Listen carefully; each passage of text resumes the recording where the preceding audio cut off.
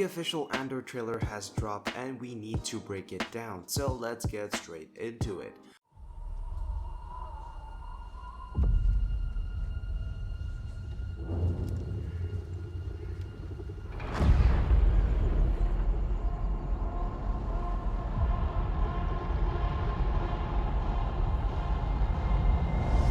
We begin the trailer with a bunch of civilians or locals on a planet watching the arrival of the Empire as a Star Destroyer looms overhead, really just demonstrating the sheer size of the ship. And next to it are a few dots, which are the TIE fighters flying alongside it. The whole scene really just emphasizes the looming presence of the Empire as it spreads across countless worlds, acting as a sort of promise of what is to come. To steal from the Empire? To just walk in like you belong? They're so proud of themselves, so fat and satisfied. They can't imagine that someone like me would ever get inside their house. In the next shot, we get a young Cassian looking over a mine and the destruction of the planet's environment. This is probably a flashback to the Empire destroying Cassian's homeworld, which will eventually act as an impetus for him to join the rebellion. And based on what we know, this won't be the last planet the Empire destroys that Cassian has some sort of attachment to. And the shot of the mining activity is really just a showcase of what the Empire does to planets with important resources, with the Empire stripping it bare before leaving it completely ruined. They're so proud of themselves, so fat and satisfied. They can't imagine that someone like me would ever get inside their house. We then get a shot of the Galactic Senate, the very same that we see in the prequels, and we then get a shot of an ISB agent. The ISB is, of course, the Imperial Security Bureau, which effectively acts as the intelligence/secret police of the Empire. And if you look closely at the jacket of the ISB agent, you can see that he has the rank of General or Admiral, placing it as one of the highest rank within the ISB organization. Next, we see two officers smugly drinking from their cups, with one of them on the right holding the rank of Captain within the Imperial Navy, and the other one on the left the rank of Major in the Imperial Operations and Research Division. So it'll be interesting to see how these two characters play into the bigger picture. We then see a young Cassian sneaking into an Imperial facility, and in the background notice a body lying on the floor. Not entirely sure who or what that person is, but judging by the way the body is positioned, the person is most likely dead. Perhaps an incident occurred beforehand which allowed Cassian to sneak in unnoticed. We then see an older Cassian dressed as an Imperial officer, most likely undercover. Cassian Andor. The Empire is choking us so slowly. We're starting not to notice. What I'm asking is this. Wouldn't you rather give it all to something real? Luthen then approaches Cassian, attempting to recruit him as a rebel fighter, likely impressed by his skill and urging Cassian to fight for a bigger cause. We also see clone troopers marching with Phase 3 armor, and judging by their appearances, it seems like we are looking at clones with inhibitor chips already activated due to the lack of color on their armor. As we know from the Clone Wars, the clone battalions would express their individuality through the use of color and patterns painted on their armor. But following the activation of the inhibitor chip, all that individual personality is somewhat lost, which results in the return to the standard white armor. So this means that it would put the scene well after Order 66 and the events of Revenge of the Sith. We then see another ISB agent by the name of Deidre Miro, a new character played by Denise Go, who seems to be hunting another new character also shown in the trailer, and yet to be named, played by Adria Arjona, the very same character who is later stopped by local authorities of the planet. We then get a wide shot of a ship being torn apart in what looks to be a scrapyard, and judging by the color scheme, this just might be a separatist frigate, as it does have the same blue and gray patterns.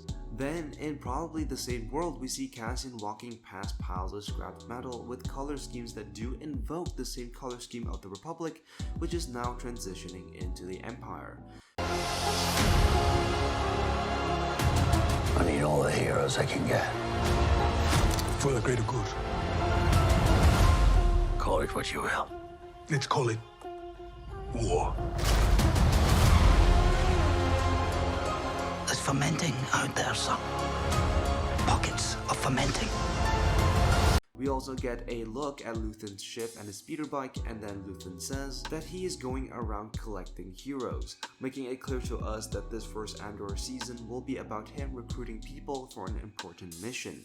We even get to visit Saw Gerrera, played by Forrest Whitaker, and Saw's trusty sidekick, Bethnick, who we also saw in Rogue One, and really any other story relating to Saw Gerrera. Following Saw's death, Bethnick would take up the leadership position of leading the partisans who continued to battle for the independence of Jeddah, putting him in contact with the likes of Luke and Leia Skywalker.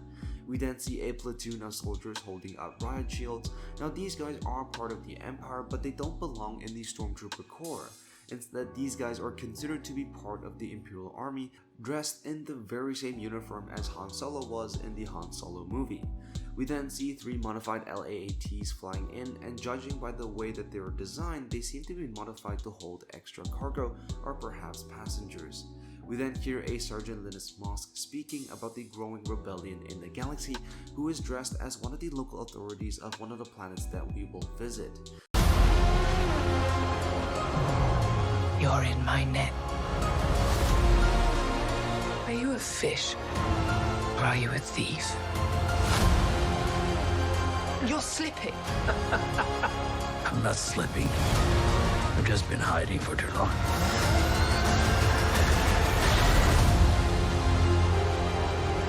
As long as everyone thinks I'm an irritation, there's a good chance they'll miss what I'm really doing.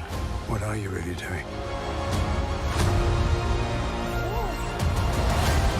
We are then introduced to a new character by the name of Clea, who seems to be a helper or ally of some sort to Luthen, who in this shot is dressed as a senator or as a member of the Coruscant upper class. And in the next shot, we see him greeting Mon Mothma, the future leader of the rebellion.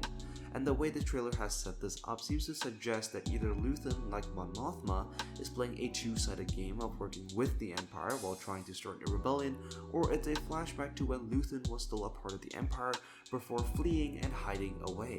We then see Luthen battle some TIE fighters and a TIE bomber, and we get more shots of Coruscant and the Galactic Senate. We then get to see Mon Mothma talking to a new character by the name of Tay Kolma, potentially another politician in the Empire who might come to sympathize with the rebel cause, and that this is Mon Mothma trying to recruit him to join that cause. We then get a shot of Death Troopers storming a building, and the separatist insurgent character played by Fiona Shaw and a droid, likely her helper. In the following shot, we see the Death Troopers get blown up, probably triggering a trap set up by Fiona Shaw's character. This is what revolution looks like. I'm tired of losing.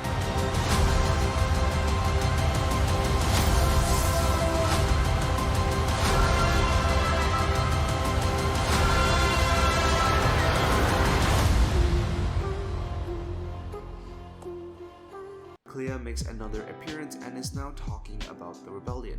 We then see 3 figures running along a dam before dropping down it, potentially trying to sabotage the dam. We then see a bunch of people running through a tube, all dressed in white and orange, likely a group of people forced into servitude by the Empire, and Cassian appears to be hidden among them as well, as we will see in the next shot, with Cassian also dressed accordingly, perhaps planted in there to hatch an escape plan. A guy with 4 arms injects a needle into someone and a riot breaks out, and stormtroopers are sent to crush the protesters.